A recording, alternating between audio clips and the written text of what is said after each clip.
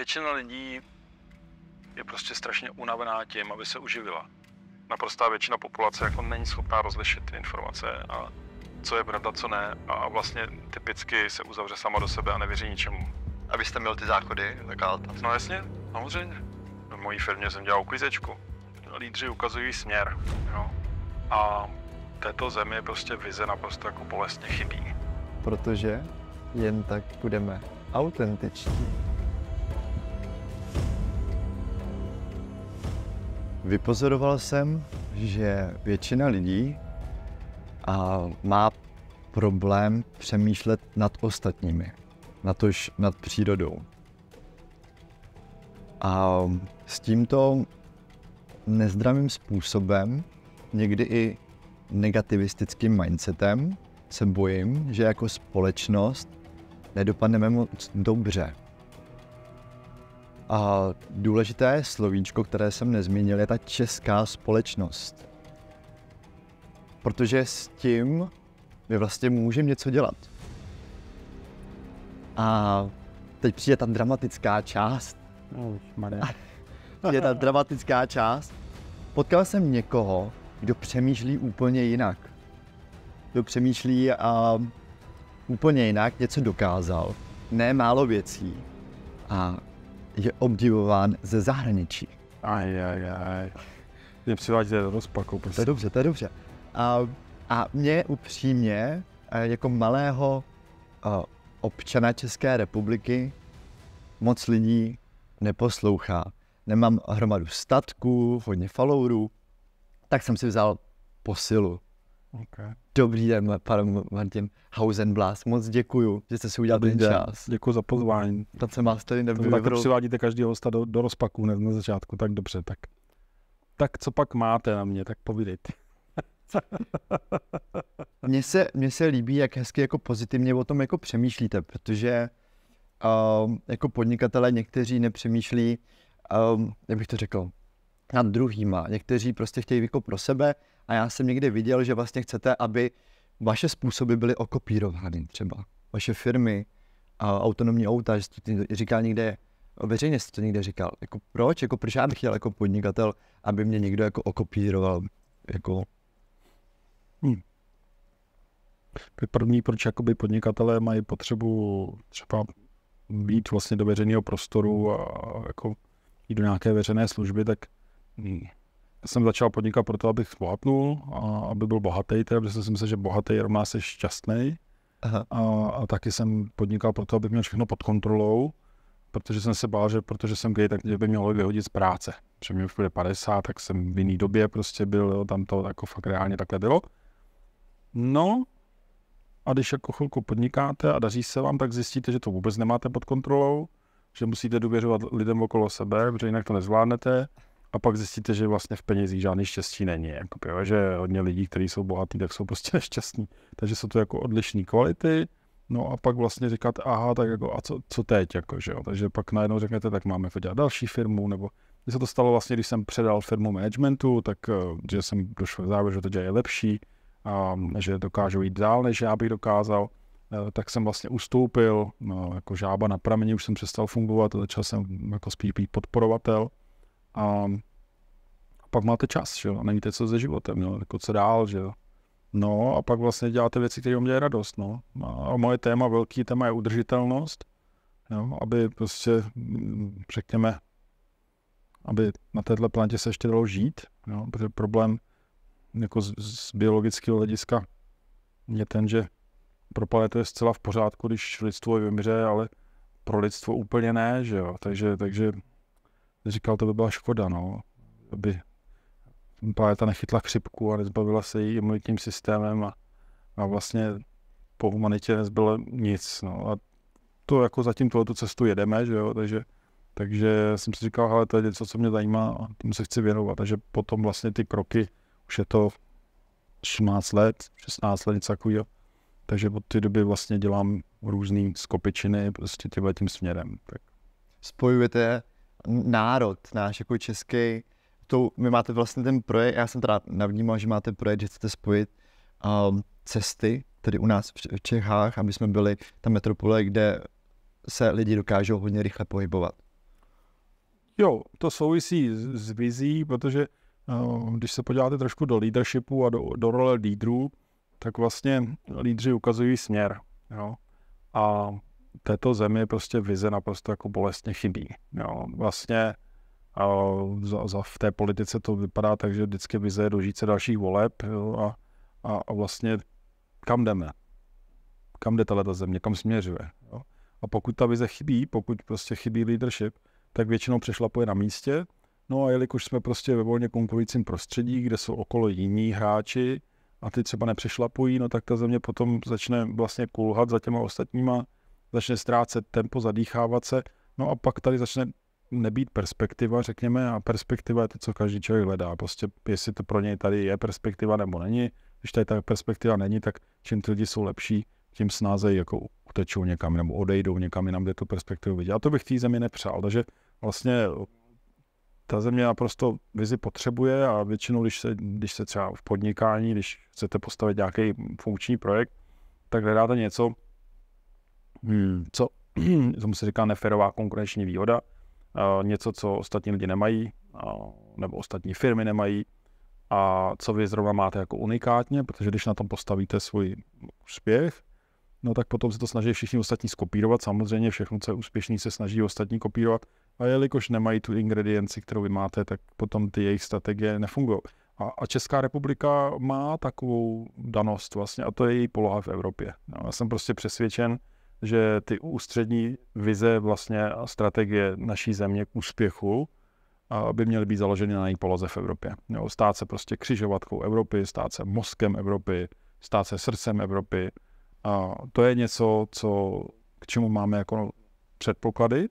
A když tady ty vlastnosti budeme posilovat, tak samozřejmě si ty zemi bude dařit. Protože to, co je v centru, tak vždycky tam je největší míra bohatství, největší míra prosperity. Ale musíme tyhle ty věci jako vyloženě systémově podporovat. A proto třeba, když se bavíme o dopravě, tak je to o nějaké dopravní křižovatce v Evropě. To znamená, teďka před náma je asi největší vůbec projekt v historii České republiky a to je výstavba vysokorychlostních tratí. A vlastně to je přesně ten příklad, kde můžeme udělat dobře nebo špatně. Když ten design těch tratí bude blbě, tak sice ty peníze utratíme, ale nepřinesou ten efekt. A pokud to uděláme dobře, tak naopak to může být jako zásadní vzpruha pro celou republiku.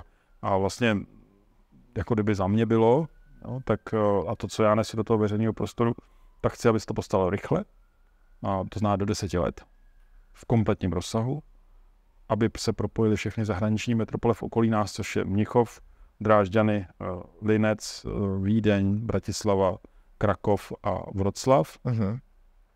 To znamená, aby my jsme byli propojovací křižovatkou těch zahraničních metropolí a současně, abychom propojili všechny krajské města, protože vlastně naše země má takový design jako bohatá Praha, chudé regiony. To odporuje všem ekonomickým teoriím, vlastně to není vůbec dobře pro tuto zemi, protože nevyužívá svůj mezní potenciál. A to znamená, že ty regiony jsou v takzvaně dopravním stínu a to je potřeba řešit. Vlastně druhý ten požadavek, který já nesu do toho veřejného prostoru, je připojení všech krajských měst, tak aby všechny měly stejnou startovní pozici, protože pokud bychom nějaké nepřipojili, tak bychom vytvořili vyloučenou lokalitu. No tak to je další věc, pak jsou to mezní rychlosti, to se v technologiích nazývá BAT technologie, vlastně Best Achievable Technology, jako nejlepší dosažitelná technologie v daném čase. Nebavíme se o Hyperloopu, protože to ještě není dosažitelná technologie, ale bavíme se prostě o vlacích, které jedou 400 km/h. No pak je to o tom připojit letiště, to je naprosto klíčový, protože tím, že se připojí letiště, tak vlastně vznikne dobrá spádová oblast, ty regiony dostanou napojení na mezinárodní letiště, spádová oblast na letišti znamená velký zájem aerolinek pro přímé lety a vlastně třeba toto pro Českou republiku znamená každý let zkrácený o 3 až 5 hodin a to je to, co rozhoduje o tom, jestli tady budou sídla mezinárodních firm anebo sídla mezinárodních institucí. U těch mezinárodních firm je to o umístění daňového domicilu a u mezinárodních institucí je to o zdrojích vlivu, jo? Protože tam, kde jsou ty instituce, tam je centrum vlivu. A pokud chceme být centrem Evropy, musíme být centrem vlivu. Takže to má logiku. Takže proto napojení letišť, není to ani o tom, aby lidi rychle odjeli na dovolenou, ale je to o tom, aby se mohlo zasídlit biznis dobře a aby vlastně regiony byly dobře napojené. Takže Dlouhou dobu jsem prosazoval vlastně přímé napojení letiště na Václava Havla na vysokorychlostní trati. Po rozhovoru s panem ministrem jsem změnil názor, mi vysvětlil, že prostě ten projekt je tak rozjetý, že takováhle zásadní koncepční změna by nesla zpoždění, který prostě ani jeden z nás nechceme. A v současné době vlastně totiž v dlouhých chvílích jako projektu vysokorychlostní tratě, takže já to vám řeknu za chvilku. Každopádně v této chvíli můj tým připravuje vlastně takzvaný letištní expres. Ta myšlenka je celkem jednoduchá. Chci, aby na letišti nebo z letiště se vytvořil nový tunel, naprosto nezávislý na Anděla. Tam byla první zastávka a druhá zastávka by byla mezi Můstkem a mezi hlavním nádražím, to znamená ten vlak vlastně by na jednom konci končil pod Můstkem a na druhém konci končil pod hlavním nádražím. A tím pádem vlastně na 2 stanicích jsme schopni z letiště obsloužit všechny 3 linky metra a vlastně umožnit letištním cestujícím, který je zhruba 30 milionů ročně, se za 150 korun dostat do centra města. No a to je tolik peněz, že jsme schopni to na to nejenom postavit, ale velmi ziskově provozovat takovou expresní linku. No ale ten čas je důležitý. Tam se bavíme o 10 minutách, včetně nastoupení, vystoupení, což je super. Jo, takže tohle je myšlenka, která nevyžaduje připojení letiště Václava Havla, umožní teda, aby hlavní nádraží v Praze bylo tím řekněme centrálním uzlem. A vlastně je to taková ta věc, jako když nemůže Horák Mohamedovi, když nemůže letiště nebo vysokorychlostní trať v letišti, tak musí letiště k vysokorychlostní trati. S týmem jsme to už probírali a vlastně přišel tam další nápad a to bylo vlastně pokračování této linky do Kladna, kde by jsme vlastně takové jako pracovní kladenské metro, které by vlastně znamenalo, že lidé by mohli nasednout na tu linku v Kladně a za 15 minut být na hlavním nádraží v Praze a vlastně na tom letišti buď by některé vlaky vůbec nezastavovaly, anebo by tam zastavovali. No a přičemž vlastně pro lidi z Kladenska, kteří by chtěli do centra Prahy, tak by se jednalo vlastně o tarif, který by byl ten integrovaný systém. Pro lidi, kteří by chtěli vystoupit na letišti, tak buď by to byli zaměstnanci se zaměstnaneckou kartou, která by je vyhnula tomu poplatku, anebo by to byli turisti a tam by prostě odevzdali 150 korun do kasičky za to, že prostě použili ten systém jako letištní expres. To je naprosto běžný v jiných evropských metropolích. No a takovýhle řešení samozřejmě vlastně nejenom, že umožní luxusní napojení letiště a obrovsky zvýší jeho atraktivitu a odstraní desítky tisíc taxíků prostě na evropský a další efekty, ale současně vlastně zpřístupní přestupní vazbou, třeba z Ústí nad Labem dneska ten rychlovlak pojede do Prahy 24 minut, takže za 24 minut je na hlavní nádraží a za 10 minut je vlastně hra na přestup na letiště, tím pádem jsme tam třeba do 40 minut na letišti a to je věc, kterou prostě osobním autem nikdy nedokážete a z toho důvodu ty lidi prostě ty osobní auta nechají doma a budou používat vlastně místo individuální automobilové dopravy budou používat vlastně systém rychlovlaků, který bude levnější, rychlejší, efektivnější. A to je cesta, jak dekarbonizovat, protože samozřejmě, ale rychlovlaky jsou zhruba 9krát méně intenzivní, co se týče CO2, než osobní automobilová doprava.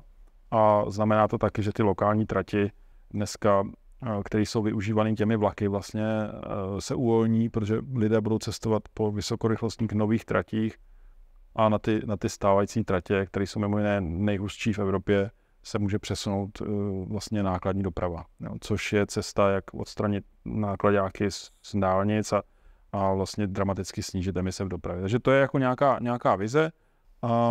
No, jsme v čilém dialogu prostě s ministerstvem dopravy, se správou železnic.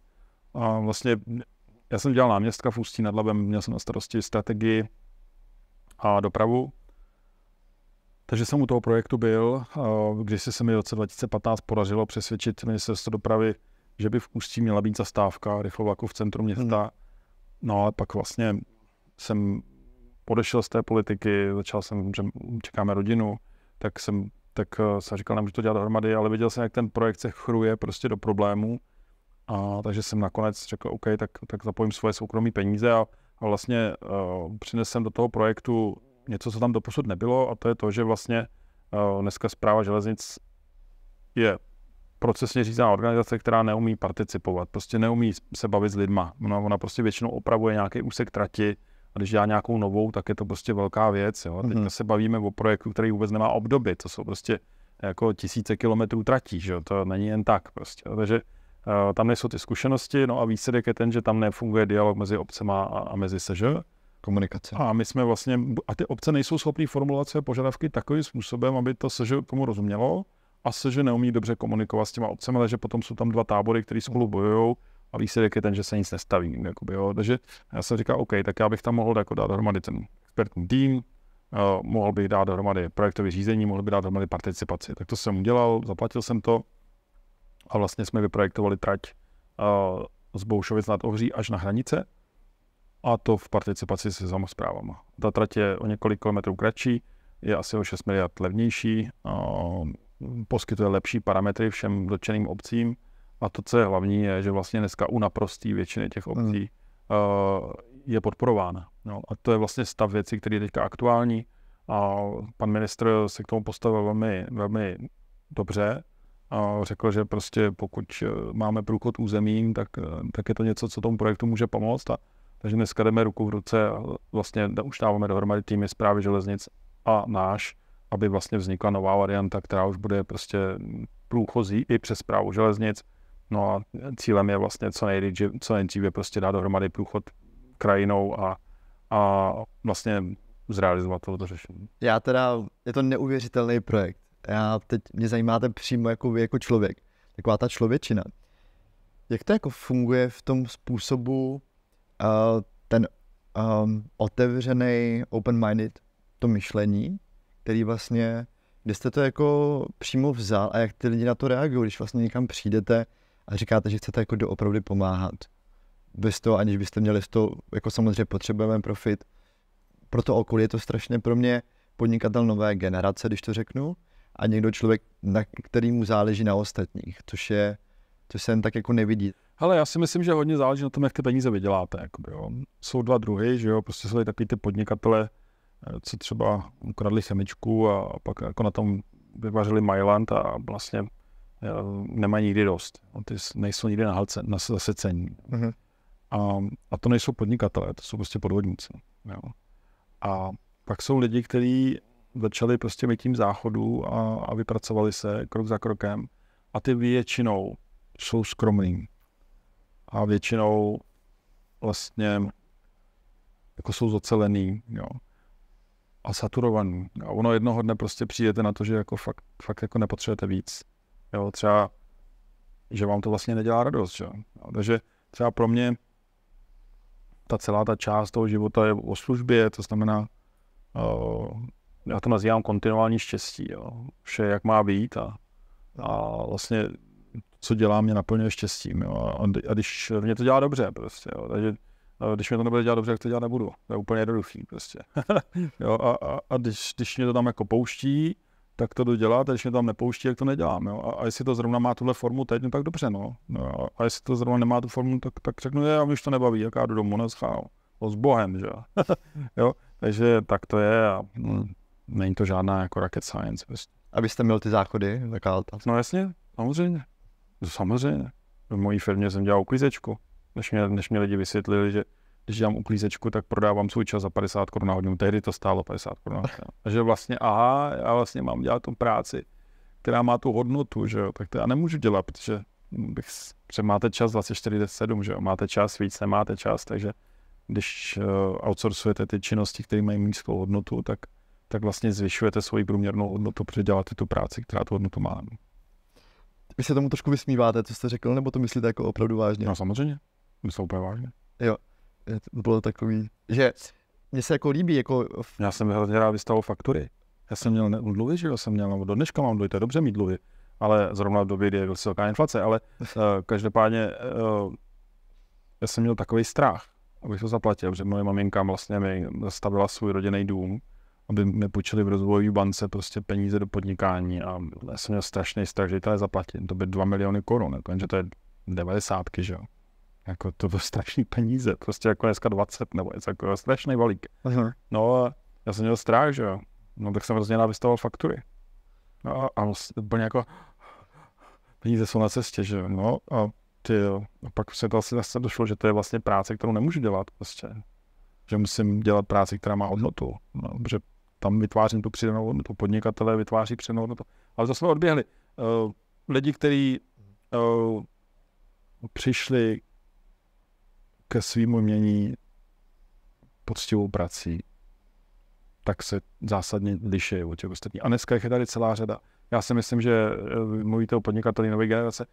Ono to tak vlastně je. Jsou to lidi, kteří prostě minula ta privatizace. Jo, tam vlastně, to řekl Klaus kdysi, že rozkradení národního majetku je legitimní forma privatizace. Odhlédneme-li od etické stránky věci, že vlastně z veřejného se stane soukromí. Tak tato doba tyhle lidi minula, protože byli přesně třeba moc mladí. Aha. A už jim vlastně nic jiného nezbylo, než jako vydělávat si, nebo se jako dostat k nějakým úspěchu jako prací, že jo. Tak to samozřejmě na těch lidech zanechá stopy a na těch druhých taky. No, takže tak. Já přemýšlím, jako mně se to líbí a víceméně, co jsem slyšel a co jsem neslyšel někde kdekoliv v médiích, že mluvíte hezky a pozitivně o těch politicích. To mě se mě docela taky dotklo. Já jsem vlastně byl jednu dobu jeden z nich, že jo. Já jsem dělal komunálního politika v Ústí nad Labem, 8 let zastupitele. To je očistec. To je prostě očistec, jo. Zaprvé, když jdete do politiky s ideálama, že skutečně chcete sloužit svýmu městu a chcete mu pomoct, tak najednou zjistíte, že jste vlastně blázen. Že takových lidí tam je nemnoho. Že většina těch lidí tam buď projektuje nějaký, jakože má nějakou pozici, nějakou roli, že jsou jako ego prostě, anebo tam jdou za nějakým cílem. Že? A teďka si vemte, že ta vaše motivace sloužit tomu městu je celkem jako slabá.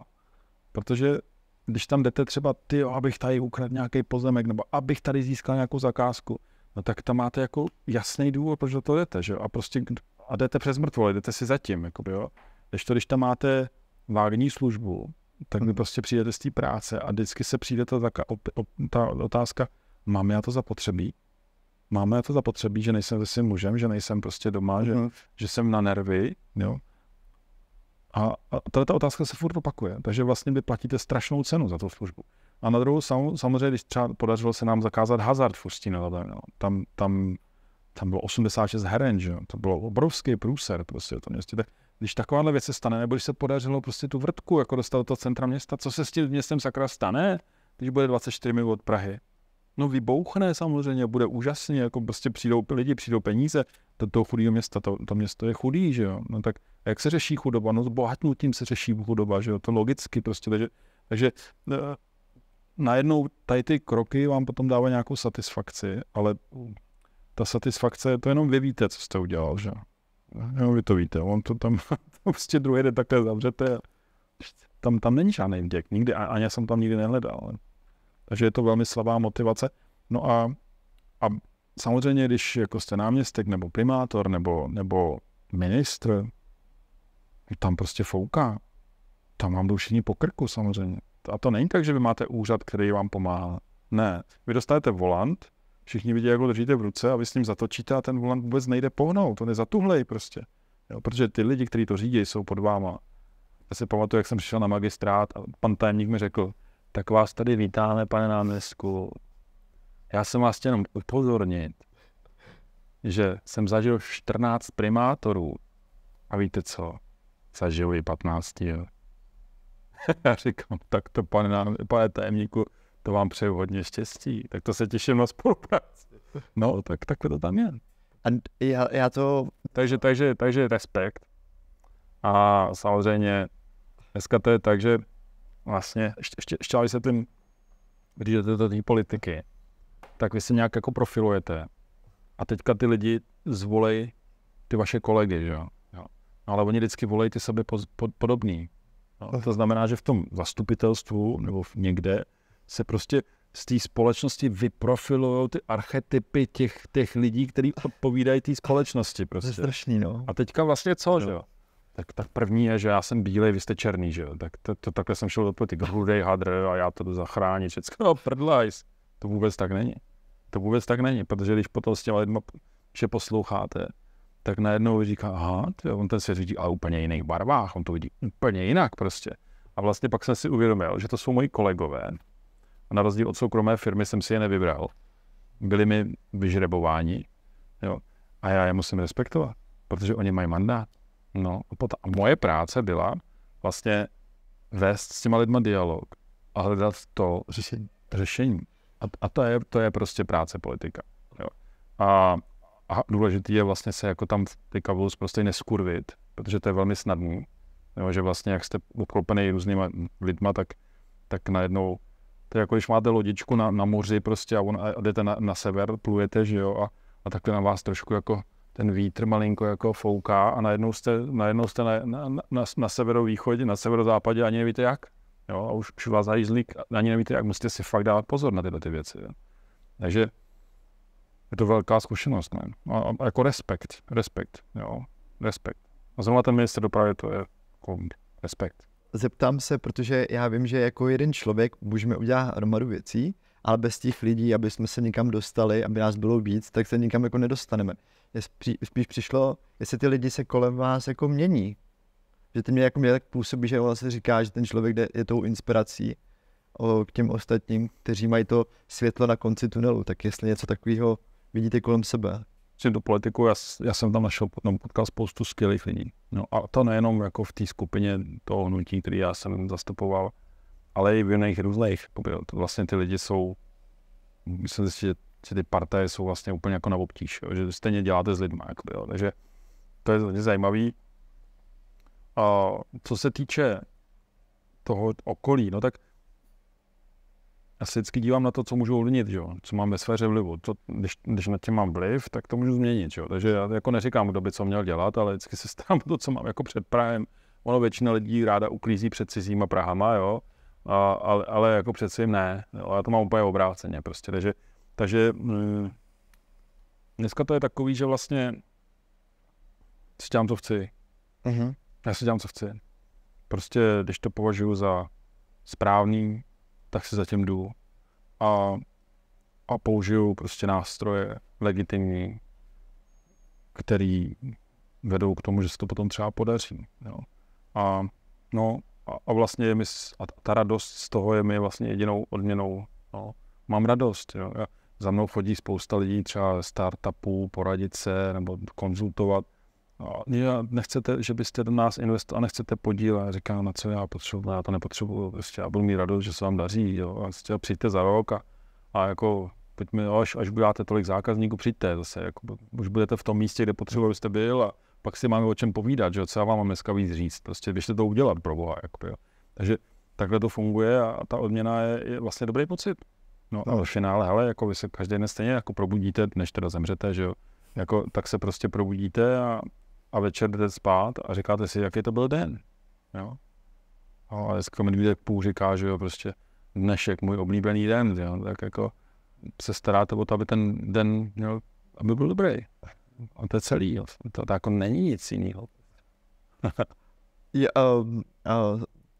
Souhlasím a líbí se mi, co říkáte a spíš jako jaká je ta realita a co vám jako, no, právě proto, že na ty lidi na vás jako koukají jako na blázna, když to tak říkáte. Tak říká se nahozen blázen, no. Ale to... jo. jo, no dívaj se, no. Takhle se dívají.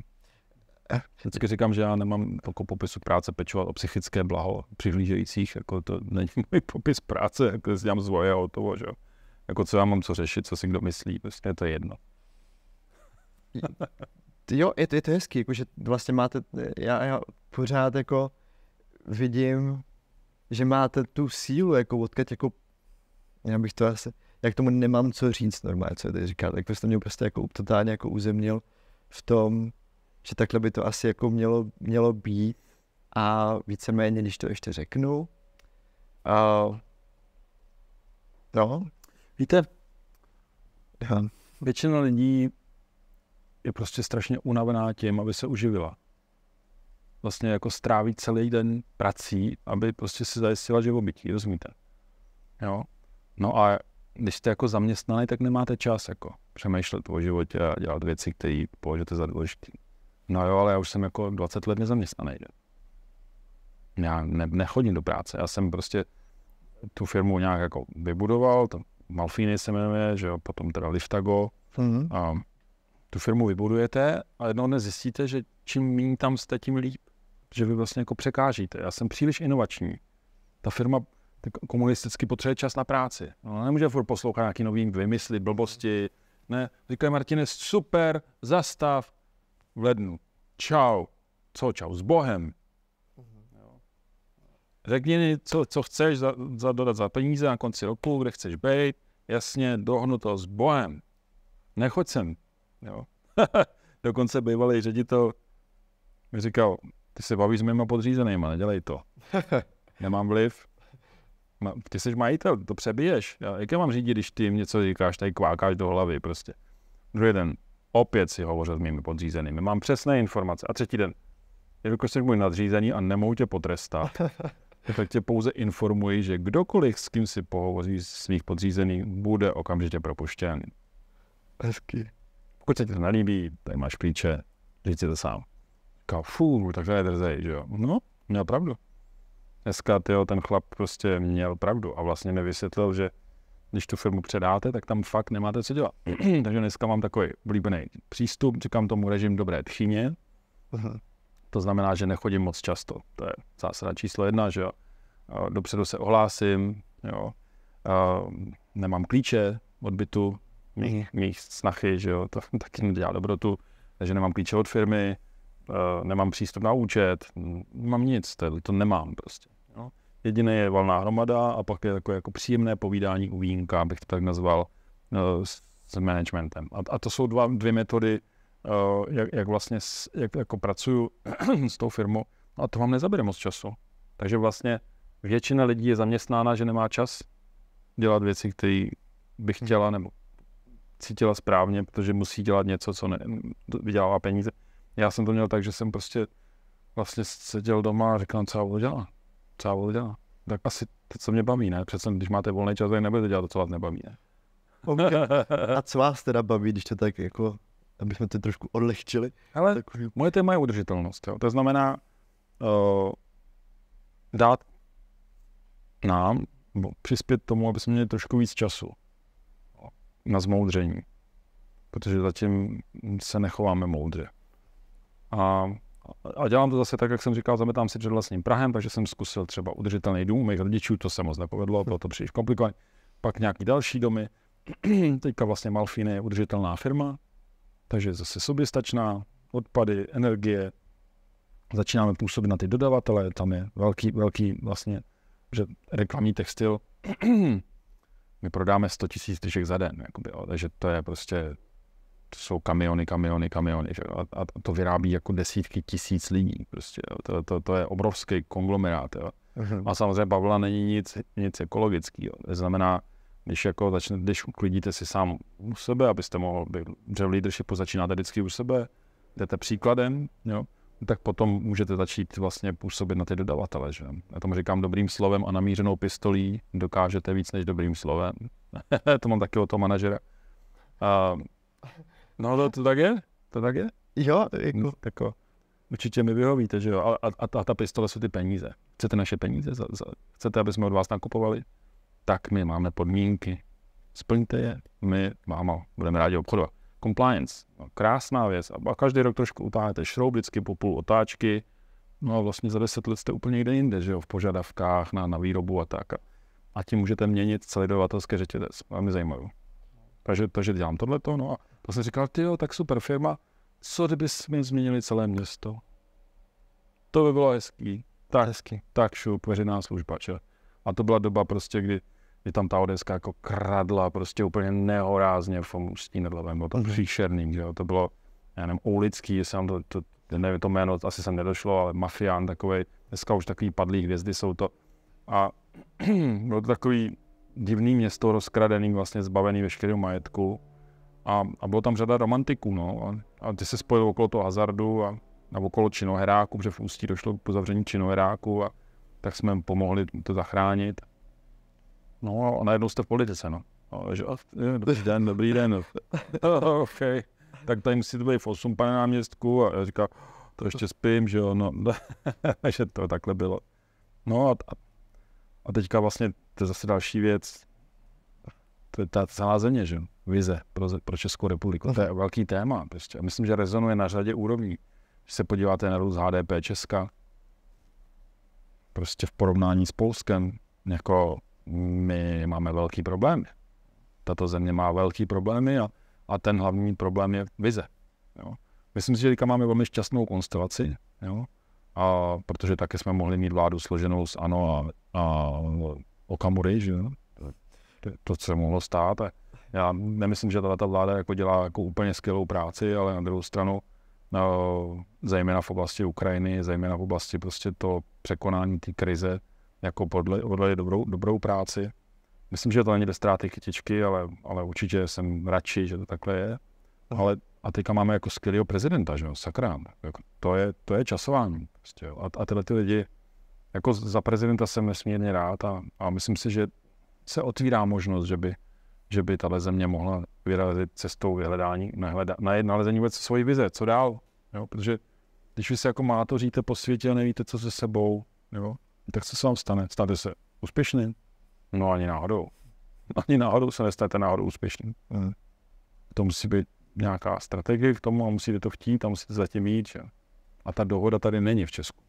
Neexistuje. To se těch 10 milionů lidí prostě musí dohodnout. No, my jsme se vlastně, teda, vy si to asi nepamatujete, já jsem si vás odchytnul a říkal jsem, že chci jako spojit jako republiku, jako, že mám takovýhle plán a vy jste mi řekli, no, tak to udělejte. A já jsem vám řekl, jo, tak přijďte ke mně na rozhovor, jo, že... A jaký máte plán? Můj plán je vlastně samozřejmě začít u sebe, což vlastně dělám. Shodou okolností mýma mecenášema jsou hazardní společnosti aktuálně, kde jsou hromady jako lidi, kteří chtějí, ale moc jako nedávají, ale už je tam taky nějaká jako, že světla... Hazardní společnosti dejte bacha na peníze, no, odkud jdou, protože oni nesou sebou ten gen, že jo, prostě dejte bacha na původ peněz, který přijímáte, protože je to tak to je. Okay, ne, no, dobře, tak chcete to spojit Česko, tak dobře, tak mi to řekněte. Jenže, jo, ještě pak se tam dostanu ještě k tomu. Spíš, že vlastně sociální média jsou strašně silný. To je pravda. Jsou strašně silný a myslím si, že pokud poznáte člověka, který je autentický, že prostě to myslí, že má vlastně zametenou vlastně v svoji skříň, nemá nic, za co by se styděl, tak má tu sílu, prostě jako otevřeně. Jo, takže vy vlastně chcete jako zesilovat hlasy. Jo, zesilovat hlasy, dát jim jako kanál vlastně. No to je dobrý, to dělá řada lidí a to určitě jako má smysl. No, to je dobrý. Jako mluvit neustále jak papoušci, ale to není jako jenom jedna věc. Jak papoušci. A hlavně dělat. No, jako jsou jako dva způsoby, jak se lidi změní vlastně. No. Jedno je inspiration a jedno je desperation. Jo. Prostě inspiration je, že vlastně se dostanete do styku s někým nebo s něčím, co vám jako otevře oči a říkáte, aha, já jsem myslel, že ta jedna cesta, už jsou 3, super, tak to je inspirace. A desperation je, že jste v takové řiti, že prostě se něco musí stát, protože dál už to fakt jako nejde. To jsou dva způsoby. To znamená, že vy vlastně pomáháte tomu přinášet nějaký inspirující hlasem. To je určitě dobrý. Jo, to je dobrý. No tak zase, jo, jelikož jste vlastně majitel toho kanálu, no tak potom máte odpovědnost za to, komu ten kanál propůjčíte, ten distribuční. Jo, a na to máte odpovědnost. Jo, takže musíte si vybírat dobře lidi. No. Přesně tak. A u toho jsme, že tady je víc, teď možná jako pardon, ale jsme na dobrém směru, víc tý negativistický jako nálady, než tý pozitivní. Co znamená, že i ty peníze z tý negativistický prostě tam taky promění. A je potřeba, což je má taková jako vize, když ten člověk je opravdu silný, upřímnej, fakt jako jde do hloubky sám sebe, tak má jako pak ty negativisticky se třeba začnou usmívat. To je moje taková jako vize. Okay. Já nevím, jo. Já tomu prostě nevěnuju pozornost. Jo. Vlastně ono to funguje tak, že když si představíte jakýkoliv jev jako kyvadlo, a na jedné straně je ten, co to rozhoupává, a na druhé straně ten, co tomu překáží, tak oba dva jsou vlastně fascinovaní tím kyvadlem, jakoby, jo. A to kyvadlo potřebuje oba dva. Jo, a když prostě vy vezmete tu pozornost a začnete se věnovat něčemu úplně jinému, tak to kyvadlo nemá tu energii. Jo. Takže třeba Babiš byl fascinující. Jo. Fascinoval vlastně obě dvě strany. Ty, co ho podporovali, ty, co ho podporovali. Jakmile ta fascinace opadne a ty lidi se začnou zabývat něčím jiným, tak vlastně ta hvězda zapadá. Jakoby, jo. A vy si můžete vybrat to kyvadlo, který chcete. Jo. Prostě, a třeba to, jestli budete cestou, že budete vyhledávat pozitivní kyvadla a vlastně pomáhat jim přes ten svůj kanál získávat dopad, vlastně vliv, tak to je určitě pozitivní věc. A musíte si velmi pečlivě vybírat lidi, kterým ten prostor dáte, protože samozřejmě pokud dáte prostor destruktivním silám, tak to jste odpovědný. Chápu, rozumím, no. Jo, nad tím máte moc, za tím máte odpovědnost. To je vždycky moc a odpovědnost jde ruku v ruce. Jo, a nejde oddělit. Jo, takže dobrý, to je dobrý business, to je dobrý, řekněme, business plán, ale ještě bych si dal bacha na ty prachy. Souhlasím. Mám tam nějaký jako vize vrátit to zpátky do těch sportů, tady kam ty nižší ligy, když vlastně se na to podívám, tak tam ty lidi neumí hospodařit s těma penězma a víceméně potřebují trošku marketingové pomoci, aby se lidi vrátili do těch stadionů. A to je taková... Ale jako já myslím, že se ty lidi prostě mění. Jako. No a to, že před 30 lety chtěli lidi stadiony a teďka třeba nechtějí, tak jako se zabývat tím, jestli to náhodou jako prostě není fakt. No. Tak jako děcka dneska nalezou po stromech, ale sedějí s videohrou, no tak prostě to je prostě fakt. No, a bojovat s tím asi nemá smysl, ten svět se prostě mění. Samozřejmě se mění a vy vlastně jste říkal, že budu dělat něco, co ostatní nedělají. Vlastně tu edge takovou hledám. Ano, to je dobře. To je správně. Musíte si vždycky najít vlastně, jako baví mě to, jo, jde mi to, jsem v tom užitečný a mám z toho nějakou kačku. On se říká ikigai, prostě, a je to jako japonský koncept, prostě baví mě to, jde mi to, jsem v tom užitečný a mám z toho kačku. Jako, tak tyhle ty 4 věci, když máte dohromady v nějakém místě, tak je to super. No a jestli to je zrovna to místo, tak to dělejte. A jak jste se k té japonské kultuře dostal? Ale já jsem sběratel. Tak 50, že jo, tak už taky mám něco za sebou. Vypadá to dobře? A jo, to je zase jiná kapitola, to je longevity. Jo, prostě věda ušla kus cesty, jako se týče dlouhověkosti, takže určitě náhoda není nejlepší strategie prostě v této oblasti, ale co se týče ikigai, víte, já sbírám příběhy, to je jedna věc, protože mnohdy jako složitý věci se dají vysvětlit hezkým příběhem.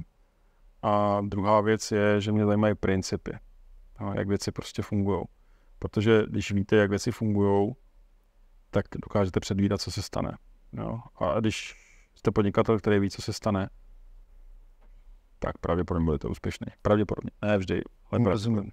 A tak to je, ale jenom podnikání, ale i v životě samozřejmě. No, takže Ikigai je nástroj, pamatuju si, jak jsme před lety, jsme se bavili s Petrem Ludwigem a on potom na to dělal vlastně semináře, kritické myšlení, zase další nástroj. Prostě, to jsou kompetence, které by si člověk měl osvojit určitě, protože třeba zrovna kritické myšlení a práce s informacemi v informační době, kdy hyperinflace informací, kdy je naprosto zásadní, je vůbec schopnost jako vědět o tom, že váš mozek bohužel, prostě když si udělá na něco názor, tak všechno, co to podporuje, zesiluje a všechno, co tomu odporuje, tak zeslabuje. Máte takhle to nastaveno v hlavě a že vlastně, tak já než si udělám názor, tak musím být opatrný, že jo, protože pak už mám ten bias, prostě, který už jsem jeho obětí, že jo, a funguje to na mě taky, jako na všechny ostatní. Tak potom vlastně vůbec jako třeba kritické myšlení zná schopnost být rozhodnout, jestli to je informace, kterou přijmete, anebo jestli si zatím neuděláte názor, což je nejlepší pozice, anebo to odmítnete, tak to je velmi jako podstatná kompetence a vlastně jediná možná, která jako vede k tomu, že se nezblázníte v dnešní době, že? Protože naprostá většina populace jako není schopná rozlišit ty informace co je pravda, co ne a vlastně typicky se uzavře sama do sebe a nevěří ničemu. Jo, a to je potom škoda, no. Pak vlastně nefunguje společnost. Že? To je dnešní doba. Protože když byla doba, řekněme, literární, tak bylo jako potřeba číst a psát, ne? Ideálně číst, jo, protože číst, psát. No, a dneska prostě k tomu přibyly ty informace, že dřív ty informace šířili kněží, tak opisovali ty knihy, že jo, a to bylo jediný psaný, co se kde jako, pak se to převezlo někam, se z toho četlo, že jo, protože jsem říkal to číst, ne tak psát, jo. A pak vlastně to byly ty cenzorní úřady, který jako říkali, jo, tohle to se smí dostat a ty bubeníci, ty dostali ten papír, co mají vybubnovat, že jo, a tak. Ta doba je pryč a dneska to je tak, že a vlastně ty lidi, co to přijímali, tu informaci, tak vůbec jako neřešili, jestli to je pravda nebo ne. Prostě, jo, oni to tam byl napsaný, tak je to pravda, že jo. Ten, kdo byl zodpovědný za to, jestli to je pravda, byl ten původce, ten zdroj té informace. No jo, ale dneska, kdo má zdroj informace? Vy si to uděláte, prostě, udělá si to kdokoliv, prostě. Jo, kdokoliv je zdrojem informace a najednou vlastně ta odpovědnost rozhodnout si, jestli to je pravda nebo ne, se přesunula toho příjemce. Ale ten příjemce je furt stejný 200 let. Ten je furt stejný. Jsou lidi, kteří nemají vlastně naučeno, nedostanete se do školy, nebo škola vás to nenaučí. Dneska už možná začíná, ale když už jste z té školy venku, prostě ověřování zdrojů, jo. Co to je za zdroj, kdo to píše, jo. Proč to píše, kdo je majitel, aha, není majitel, no zázuju, že jo, prostě. Jo, nebo třeba si ho projedu, že to je dezinformační server, už to rovnou prostě vyhazuju, neberu ty informace. Prostě takovýhle zásady, velmi důležitý kompetence. Ale nevím, jak jsem se k tomu stále přes Petra Ludwiga, jo, protože to je takový fajn člověk. Ne, já to rád slyším, tady ty informace, jde to z vás. Mně se hlavně líbí, že, což já mám rád o těch lidech, co sem přijdou, že se jako nebojí jako upřímně říct, jak ta realita tady je s těma lidmi, protože já nemám rád zase většina lidí, že si stěžuje a na ty ostatní lidi, kteří mají tu zodpovědnost, takže to jsem... No jasně, tak jak se máte chovat ve světě, kdy vám každou chvíli říká něco jiného, že jo? No prostě nevíte. No tak se vypnete, že jo? Co odpojíte? No ale jestliže je společnost, kdy každý se stará o sebe a ničemu nevěří, nikomu nevěří, že všichni lžou, no tak co se potom stane? Ta společnost se rozpadne, že jo? To je jednoduchý. To je přesně to, co se dneska děje. Jo? A hodně lidí, jako zase, abyste mohl, jakoby, řekněme, logicky uvažovat a přemýšlet o těch věcech, to znamená vlastně zpracovat argumenty, že argument je základ dialogu, že já vám dám argument, řekneme, to je blbost, protože tohleto a zase mi dáte jiný argument. Na to musíte mít výbavu, že jo. No ale půlka populace ji nemá, že jo, protože nemá dostatečnou výbavu k tomu. No, a většinou je to o emocích. Prostě, takže tak to je, tak ta společnost je.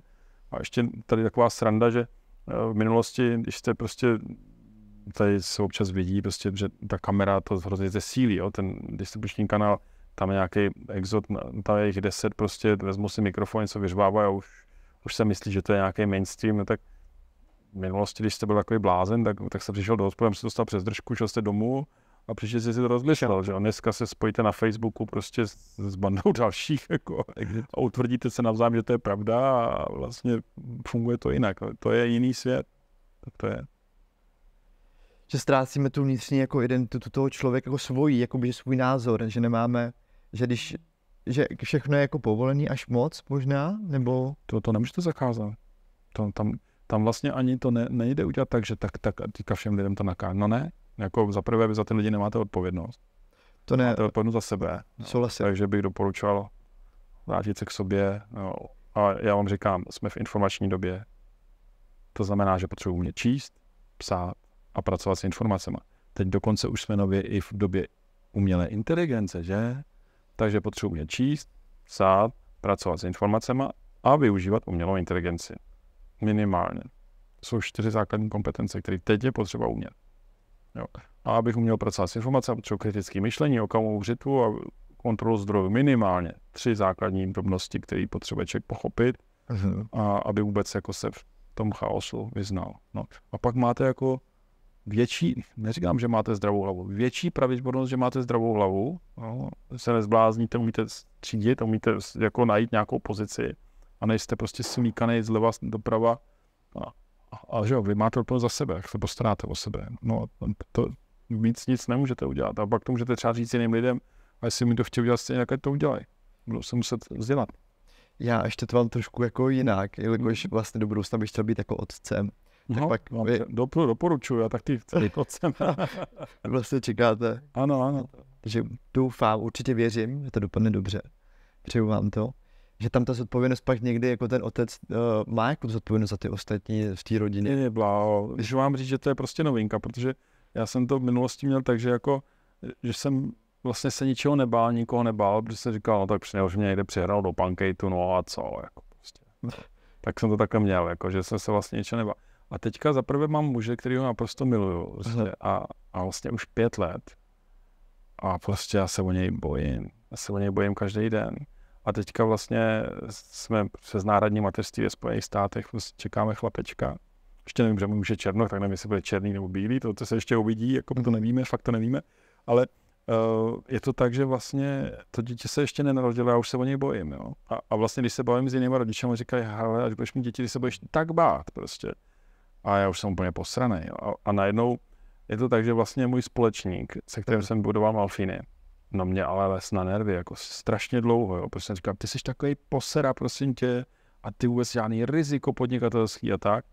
No, a já jsem ale úplně stejný posera teďka. Jako úplně se to změnilo a já říkám, hele Pavle, já tě tak rozumím. A on se tak jako směje, říká, já vím, já jsem si na to počkal prostě, ale on vlastně má děti už třeba 13-14 let, že, takže on prostě do té fáze přišel později, takže budete posranej strachy.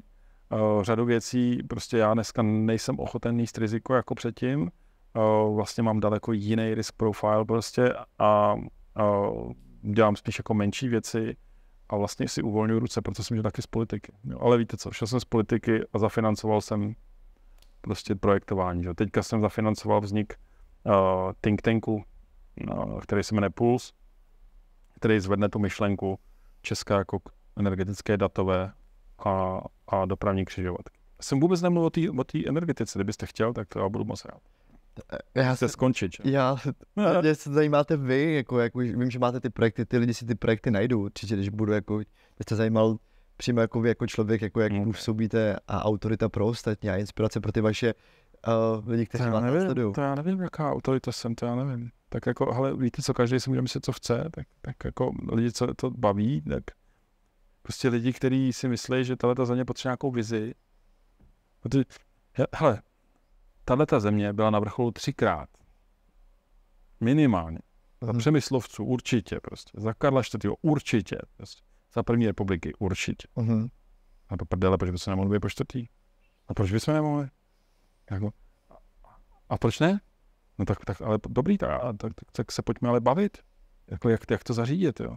A já říkám, hele, křižovatka, jsme vyprostřed, tak to a tam pojďme stavět. Jako to je jenom jeden nápad. Těch nápadů bude 1000. Jo. Přijdou lidi říkají, ne, musíme změnit školství. A já říkám, a to je dobrý, to je mozek. Mozek Evropy, buďme mozek Evropy. A už jsou lidi, kteří jsou prostě okolo a říkají, tyjo, my to máme vymyšlený, prostě my chceme Česko do 10 let, jednu univerzitu technického typu, top 50 na země kouli. Konkrétní obecný cíl, pojďme za tím. Říkám, tyjo, super, to je super. A takovýhle nápadů bude řada. Když se prostě jako národ dohodneme, že se sebereme a budeme opět na vrcholu, tak přijmeme 10-20 prostě strategií a ta země tam bude. Nejsme zase tak velký. 10 milionů lidí není tolik. Jo. Takže, no a těm lidem to nemůžete rozkázat, že? To jenom, když jsem řekl, hele, to za to stojí, to by bylo super. Jo, to chce být součástí. Je tam třeba i něco pro mě, že jo.